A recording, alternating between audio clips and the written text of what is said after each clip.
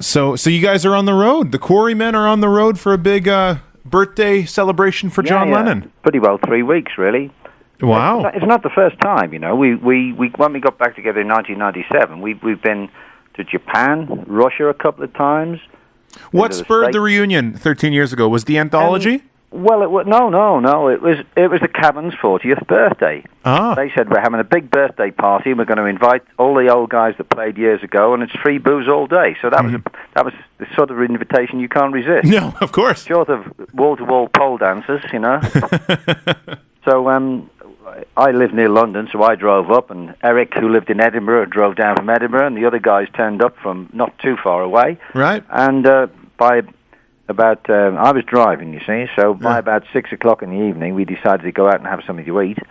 And they said, "Oh no, you can't go now. We've got a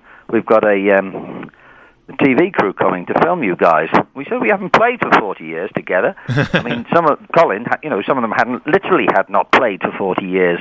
Wow. So anyway, we got on stage with a McCartney lookalike and a Lennon lookalike, and we staggered through a couple of numbers.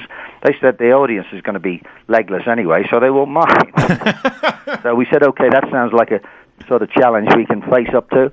And so that's what we did. And then some Beatles fans from the northwest of England said, look, the place where John met Paul, St. Peter's Church Hall, is in a bad way, and it needs restoration. So we're thinking of trying to recreate the day John met Paul in aid of the Restoration Fund. Are you guys up for it? So eventually they persuaded us, and so that's how it started. It was just to be that one event.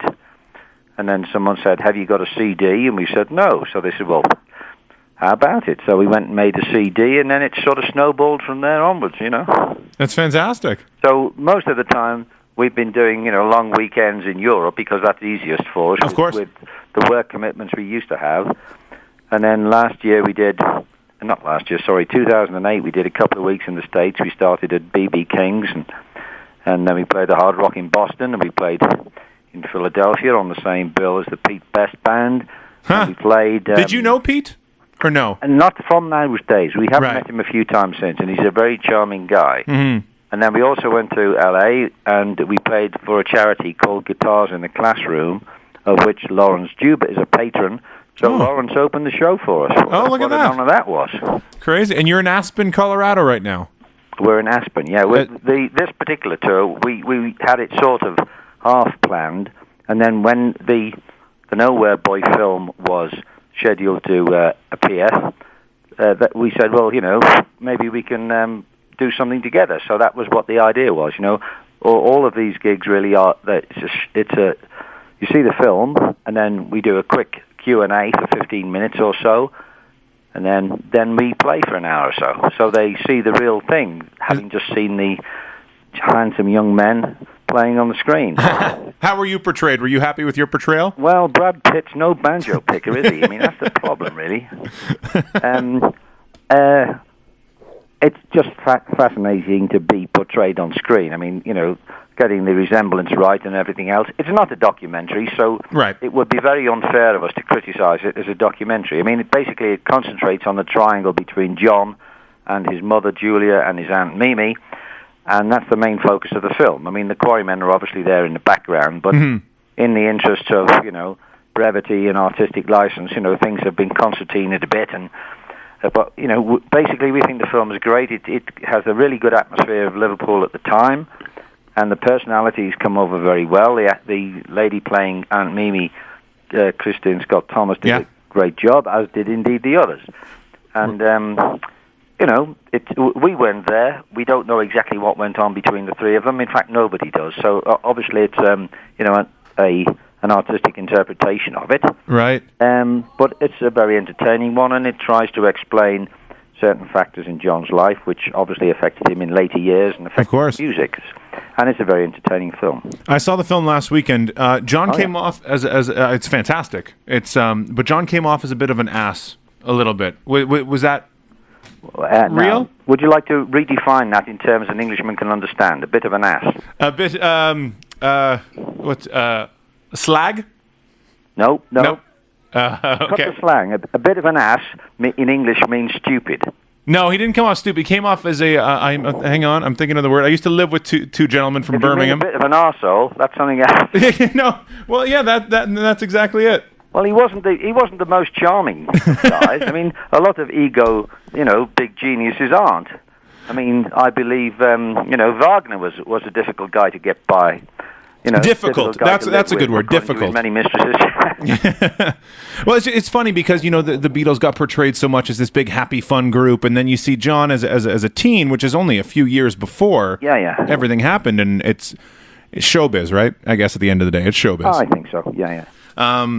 So I think they did get on extremely well. I mean, when you see us, we get on extremely well, and we laugh and joke, but we still have our differences. Oh, of course. And it's as you say, it's showbiz, basically. Well, actually, with us, it's not showbiz because we actually do enjoy winding each other up and pulling each other's leg. But it's the Liverpool sense of humour. It's not the Beatles sense of humour, if you understand what I mean. I do. You've got to go to Liverpool, and no disrespect whatsoever to John, but I do know a lot of guys whose sense of humour is, up off the Richter scale by comparison with John. Yet he was a very funny guy, and so was George.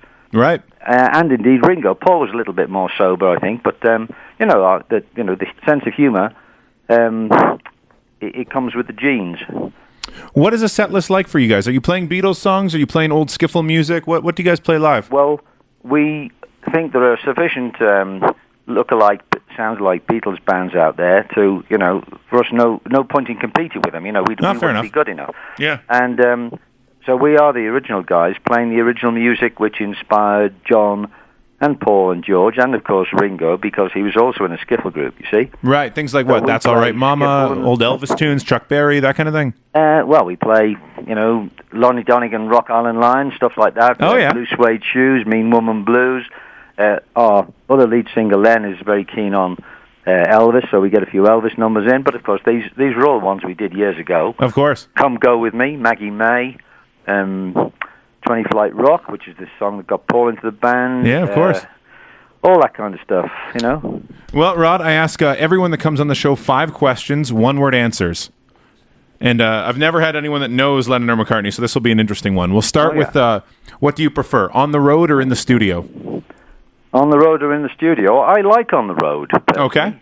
Lennon or McCartney? You get the smell of the crowd. Lennon or McCartney? Well, I never knew Paul. I only met him once, all those years ago, and in 2005 I met him again. He's a nice guy, but I know John much better, so it's got to be John. All right. Most important thing in a song, lyrics, melody, or cadence?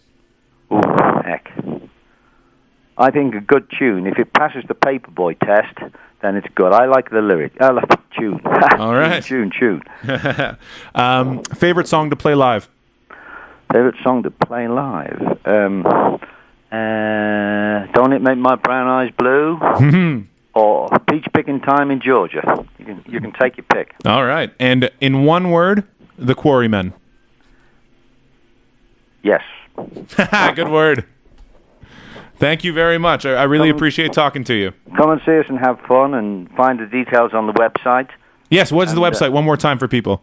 www.happybirthdayjohn.org or www.quarrymen.co.uk, and there's links to everywhere on that. Fantastic. Thank you very much. Great talking to you. You as well. Enjoy the tour and enjoy this side of the Atlantic. We're going to do our humble best. Okay.